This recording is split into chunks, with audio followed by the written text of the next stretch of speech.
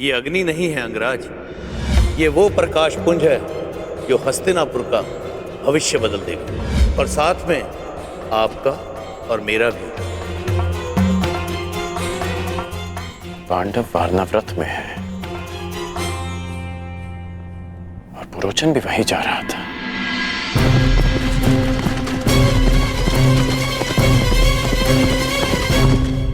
और मित्र दुर्योधन के मन में अचानक पांडवों के प्रति प्रेम कहां से उत्पन्न हो गया? कर्ण, ये है पुरोचन, ये हमारे लिए युद्ध लड़े। युद्ध करे बिना पांडवों को कैसे परास्त किया जा सकता है? ऐसा कौन सा मार्ग है? मार्ग है, उन्हें भान भी नहीं होगा और उनका अस्तित्व सदैव के लिए मिट जाएगा। इसका अर्थ है कि वारनाव्रत में षड्यंत्र रचा जा रहा है।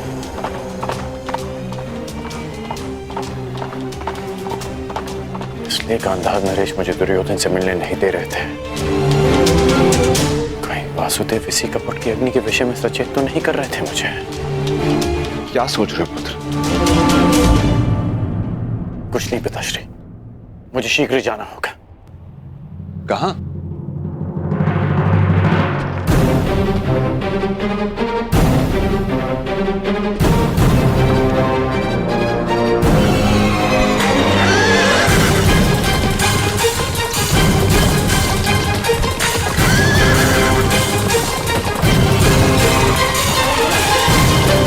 जो समय पर निर्णय नहीं लेता, समय उसे कभी क्षमा नहीं करता पांचाल नरेश।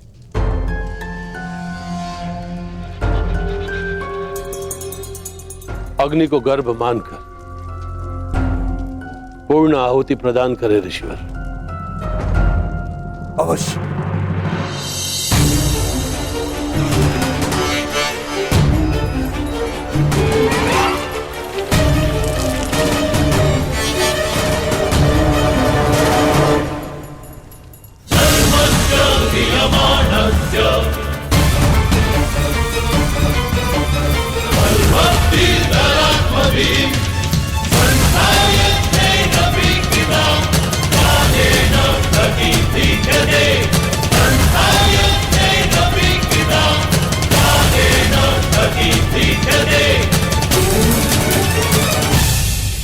वसुदेव, मेरी ये आहुति सफल होगी ना?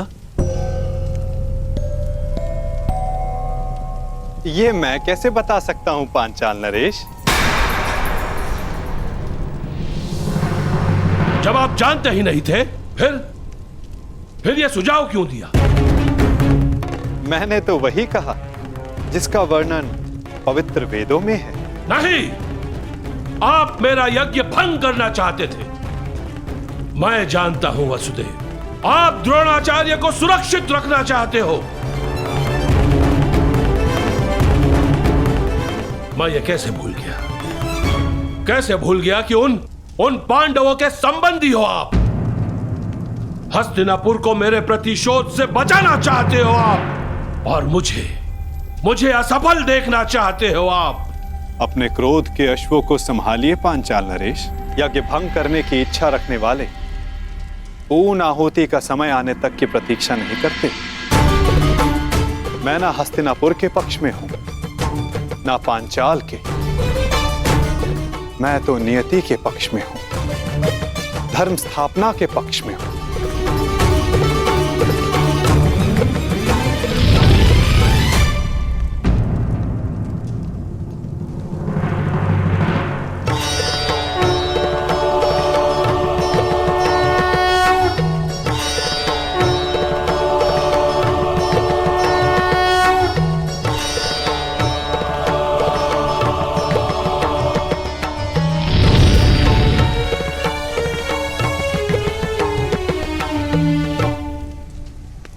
यज्ञ सफल रहा। आपका पुत्र जन्म लेने वाला है।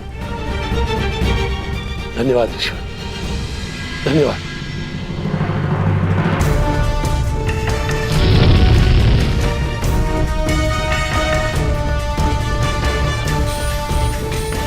मुझे क्षमा कर देना वासुदेव। मेरे समक्ष एक समस्या उत्पन्न हो गई थी। उसी क्षण आपका आना हुआ। ये संयोग नहीं था, ये प्रारब्ध था। आप यहां मेरी सहायता के लिए आए हो। ना कुछ संयोग होता है, ना कुछ प्रारब्ध। कुछ होता है तो केवल कर्म पांचाल नरेश, और उनके फल।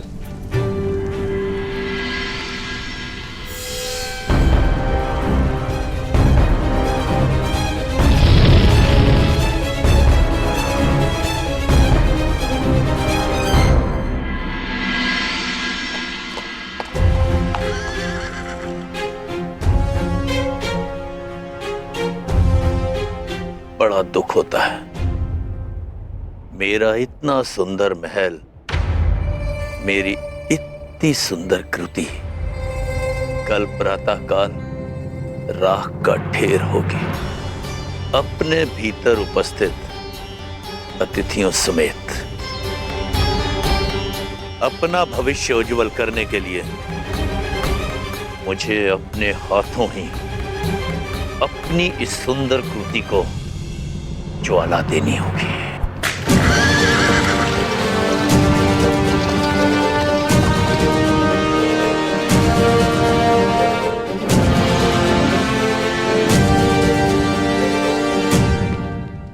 प्रणाम युवराज। बड़ा विलंब कर दिया आपने आने में पुरोचन महोदय। मुझे भूख लग रही है और आपकी भार्या और बालक इस हट पे अड़े हैं कि आप ही के साथ भोजन करूं। विलंब के लिए क्षमा चाहता हूं कुमार भीम। अब आपके भोजन में विलंब नहीं होगा। वैसे आपको ये मेरा बनाया महल कैसा लगा? ठीक है, कुछ कमियां हैं जिन्हें सुधारा जा सकता है। और रोचन के निर्माण में कमी निकालना ठीक वैसा ही है जैसा ब्रह्मा जी की सृष्टि में दोष ढूंढना। रुष्ट मत होइए पुरोचन महोदय। अनुज भीम की ये व्यक्तिगत सोच है, परंतु सत्य ये है कि ये महल वास्तविकता में अनोखा है। इसकी तुलना संसार के किसी भी निर्माण से नहीं की जा सकती। प्रशंसा के लिए धन्यवाद युवराज। आइए भोजन करते हैं। कुमार भीम, कल प्रातः काल तक आपको कोई कमी नहीं मिलेगी इस महल में।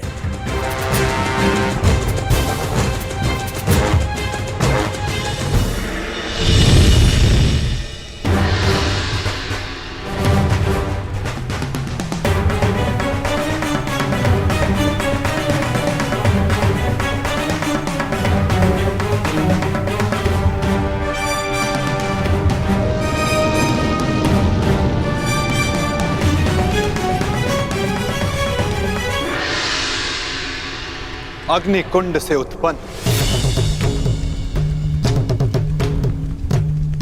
अग्नि की भांति अधीर,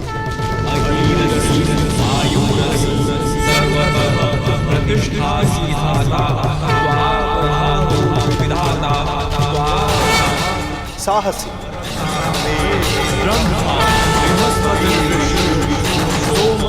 भव्य और विनाशक आपका ये पुत्र धृष्टद्युम्न कहलाएगा।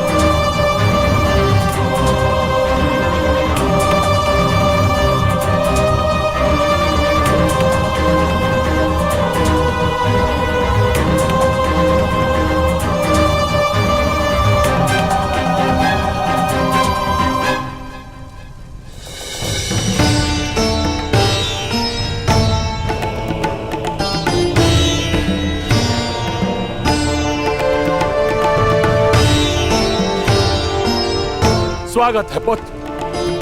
दृष्ट तुम मेरी कठोर तपस्या का फल हो। तपस्या का फल उद्देश्य पूर्ति पर ही प्राप्त होगा। मेरे जन्म का उद्देश्य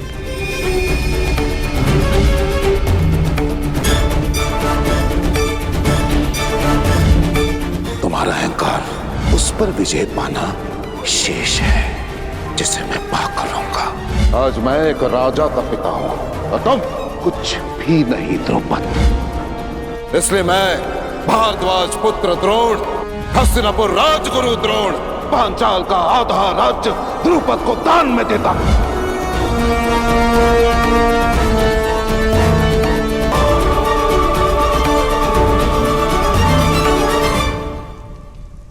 अपने पिता का प्रतिशोध पूरा करना। मेरे हृदय में जो प्रतिशोध की अग्नि जल रही है, उस अग्नि में मुझे द्रोण की आहुति चाहिए। तुम्हें अपने पिता का मान सम्मान और प्रतिष्ठा और पांचाल का गौरव और वैभव फिर से लौटाना होगा। आपकी तपस्या पूर्ण होगी पिताश्री, आज्ञा दीजिए। यज्ञ अग्नि से जन्म लेने वाले यज्ञसेन दृष्टद्युम्न, संसार में जन्म लेने वाले किसी न किसी कारणवश जन्म लेते हैं, परंतु लक्ष्य साधने का एक समय निश्चित होता है।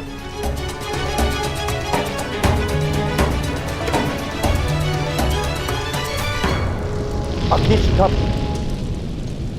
फिर से विराट हो गई है।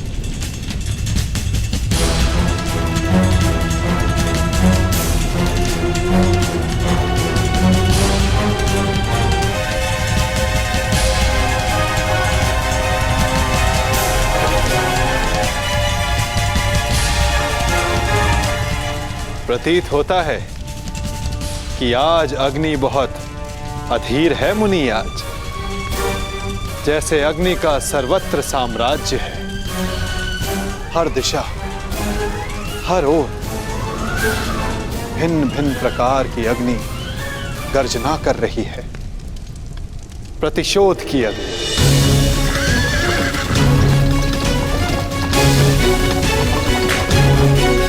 कपट की अग्नि, विनाश की अग्नि, विनाश की अग्नि।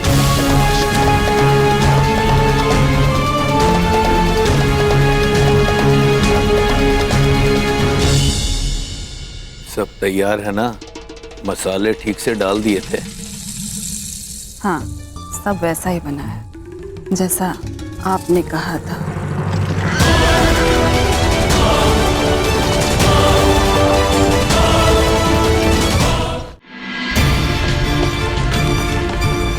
पांचाल नरेश, ये गुफा और अधिक समय तक नहीं रह पाएगी, अर्थात इस यज्ञ को समाप्त करने की अनुमति दे। यज्ञ प्रारंभ किया है तो उसके संपन्न होने की भी प्रतीक्षा करनी होगी।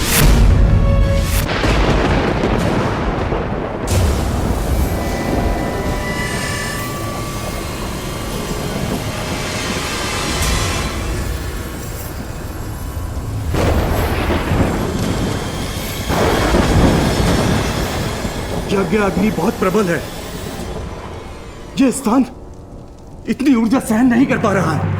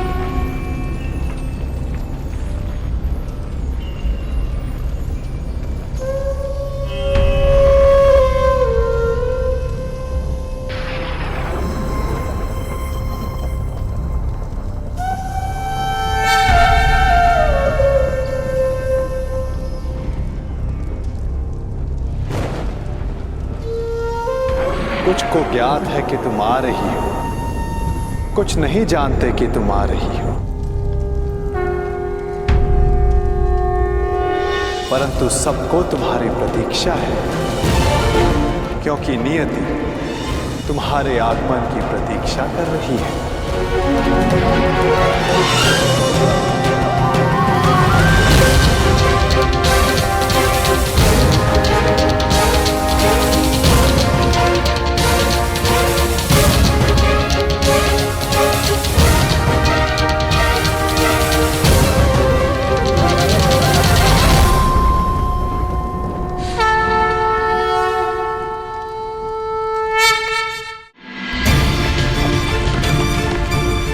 पांचाल नरेश, ये गुफा और अधिक समय तक नहीं रह पाएगी, अर्थात इस यज्ञ को समाप्त करने की अनुमति दें। यज्ञ प्रारंभ किया है तो उसके संपन्न होने की भी प्रतीक्षा करनी होगी।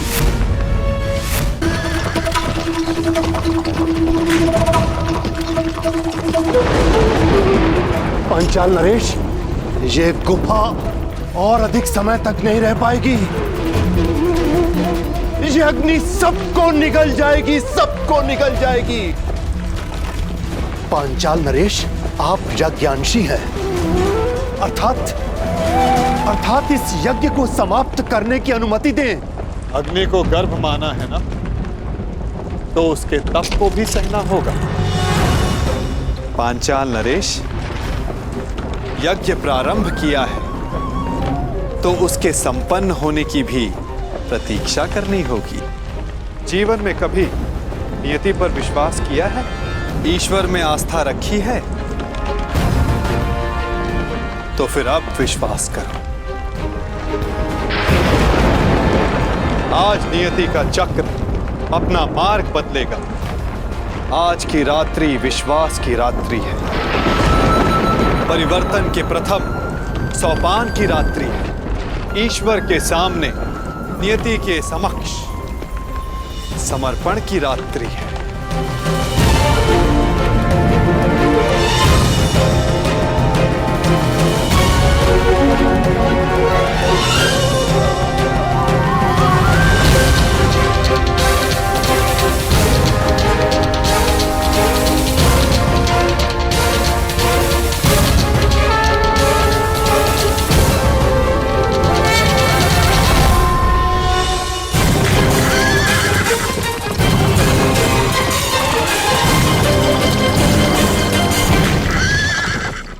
खाइए युवराज, भार्या ने अपने हाथों से ये भोजन तैयार किया है, सुस्वाद तो है ना? आप रहने दीजिए, हम स्वयं ले लेंगे। नहीं नहीं युवराज माता, आपको, युवराज और इनके भ्राताओं को भोजन कराना तो परम सौभाग्य की बात है, और कौन जाने कि फिर ये अवसर मिले या ना मिले।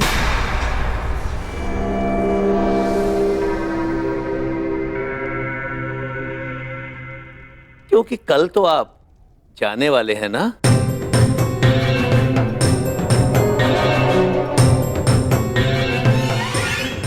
अर्थात कल वर्णावत में आपका सत्कार होगा ना? फिर आपके पास कहां समय शेष होगा इस निर्धन का सत्कार लेने का? मैं आज कृतार्थ हुआ, और मेरा ये भवन भी कृतार्थ हुआ जिसमें आपका आगमन हुआ। ठीक है, तो आप भी यहाँ विराजिए। नहीं नहीं राजमाता, राज परिवार के साथ बैठकर भोजन करने का सामर्थ्य और दुस्साहस मुझ में कहां। पहले आप तृप्त हो जाइए, उसके बाद प्रसाद समझकर हम भी खा लेंगे।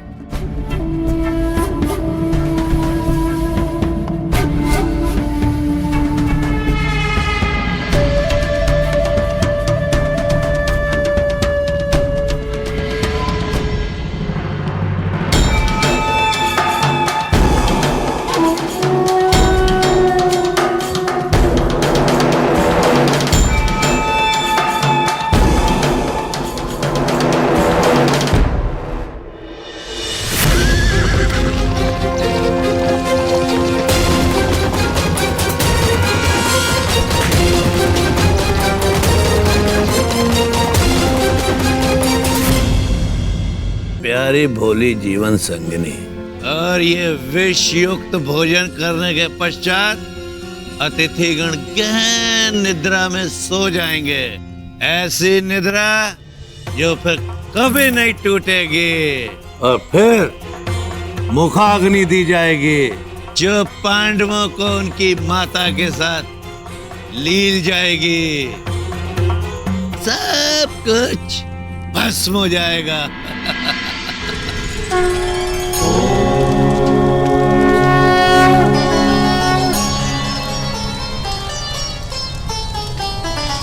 नारायणं नमस्कृत्य नरं चैव वसुदेव, देवीं सरस्वतीं हमें आप पर पूर्ण विश्वास है। ततो जयं मुदीरये।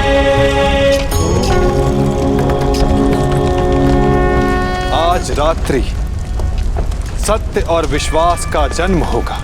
छल और कपट का नाश होगा।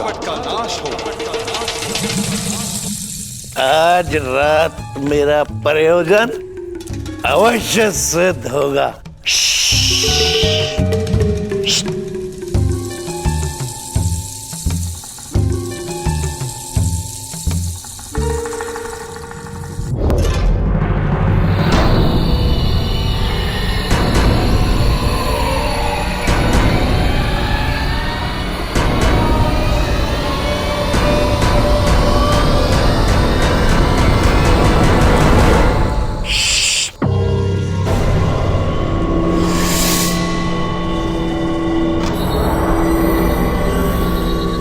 आज पांडवों का नाश होगा। कुमार दुर्योधन का मंतव्य सफल होगा।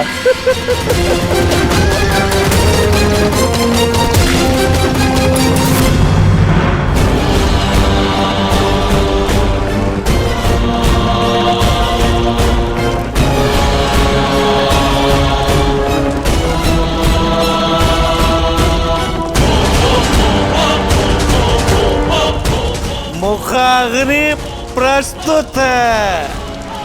सर्वशक्तिमान अग्नि, अपना भोग स्वीकार करो।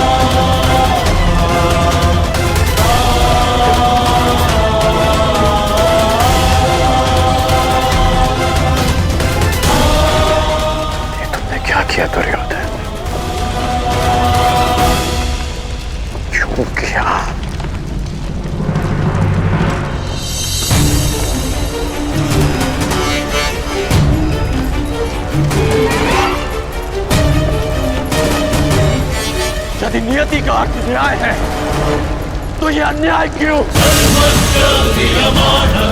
विश्व के श्रेष्ठ योद्धाओं का ये अंत क्यों?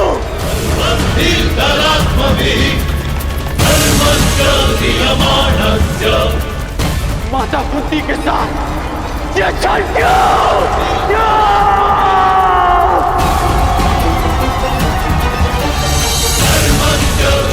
क्या छल कपट की अग्नि कथा इतना अधिक है कि वो न्याय को भस्म कर दे?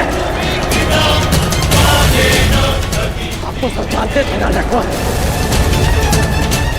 फिर क्यों घृणा की अग्नि को ये विनाश करने दिया? बताइए क्या? विलाप ना करो कर्ण। अग्नि केवल भस्म नहीं करती, विनाश नहीं करती, अग्नि सृजन भी करती है। संसार जब घृणा और कपट में झूलता है तो अग्नि उसे पवित्र भी करती है, और वही पवित्र पुनीत अग्नि आज उत्पन्न हुई है। समय आ गया है पाप के नाश का, कपट के विनाश का।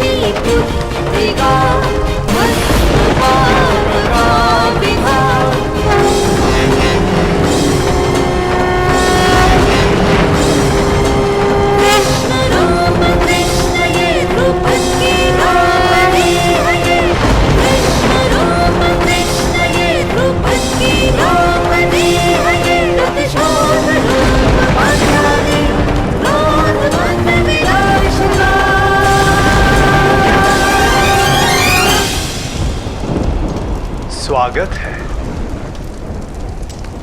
यज्ञ से उत्पन्न याज्ञसेनी कृष्ण तुम्हारा अभिवादन करता है।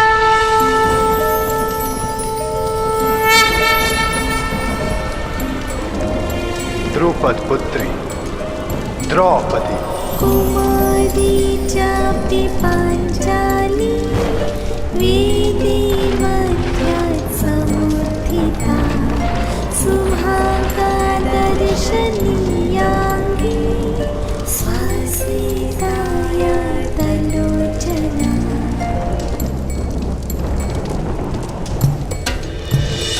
मेरी पुत्री द्रौपदी,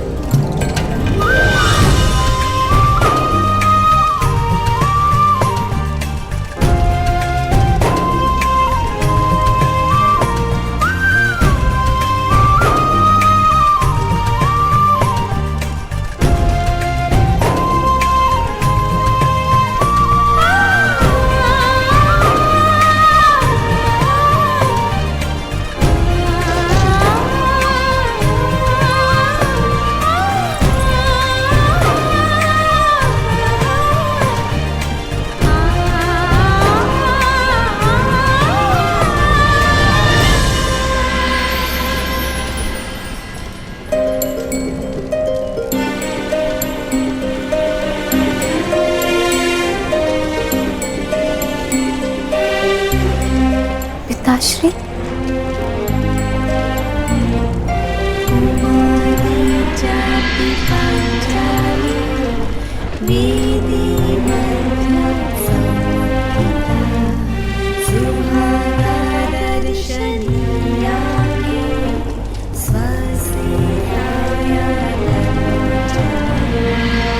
पुत्री, तुम मेरी प्रार्थनाओं का प्रसाद हो। आज्ञा कीजिए पिताश्री, मेरे जीवन का प्रयोजन क्या है? अर्जुन, वो अर्जुन जो मेरे सबसे परम शत्रु द्रोण की सबसे बड़ी शक्ति, उसी धनुर्धारी वीर अर्जुन से विवाह तुम्हारे जीवन का प्रयोजन है पुत्र।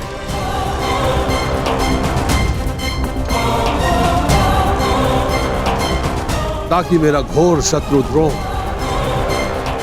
अपना सबसे घनघोर अस्त्र खो बैठे।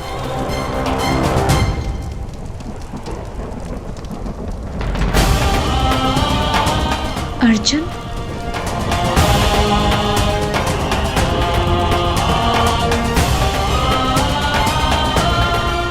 महाराज,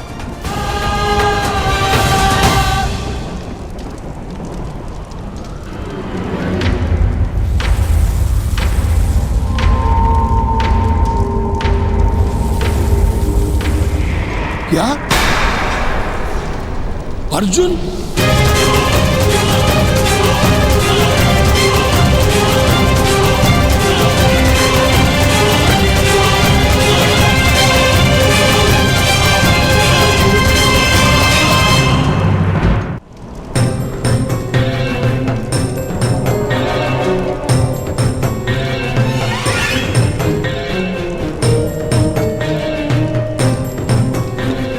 वसुदेव, ये कैसे संभव है? वारणावर्त के जिस भवन में पांडव निवास कर रहे थे वो अग्नि को भेंट चढ़ गया।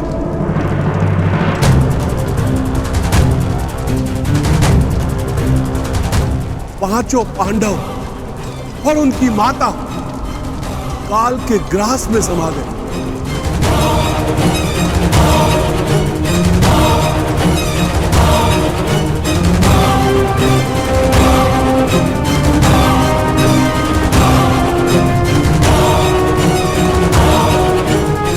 जिस अर्जुन से विवाह के लिए मैंने एक पुत्र की कामना की थी,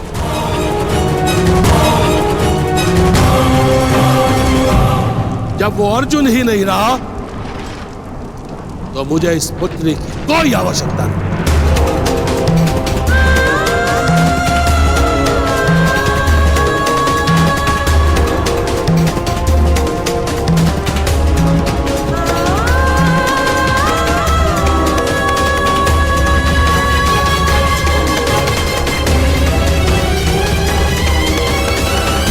कृष्णदम, तुम शीघ्र मेरे साथ चलो पुत्र। हमें तुरंत द्रोण का विनाश करना है।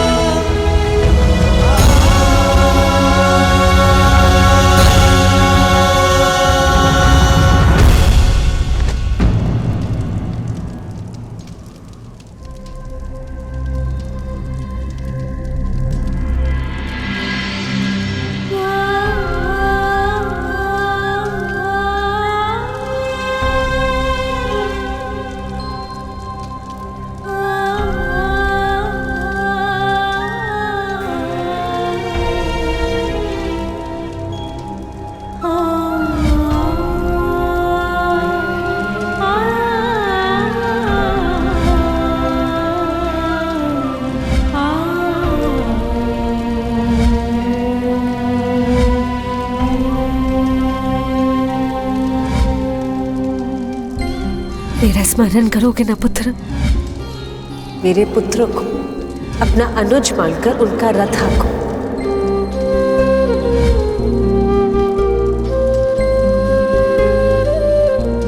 मेरे पुत्र को तुम्हारे सहायता की आवश्यकता है। ऐसा प्रतीत हो रहा है कि रक्त के संबंध से भी अधिक गहन संबंध है तुम्हारे साथ।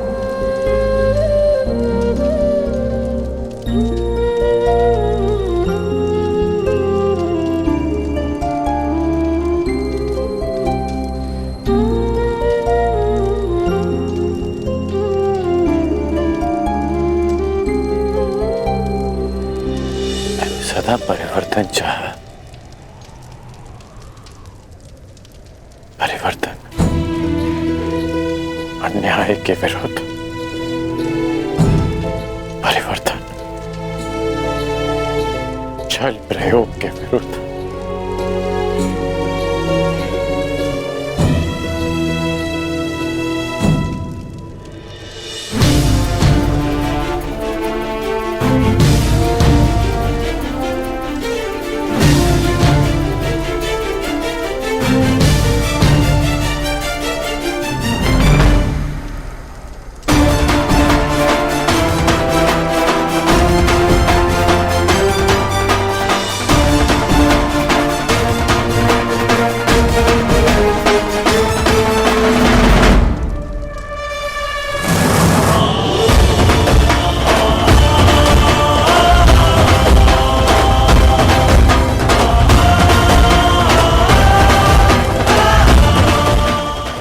हत्यारे को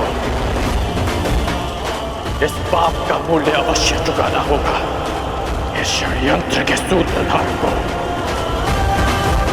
अवश्य दंड मिलेगा और वो दंड मैं दूंगा, मैं दूंगा।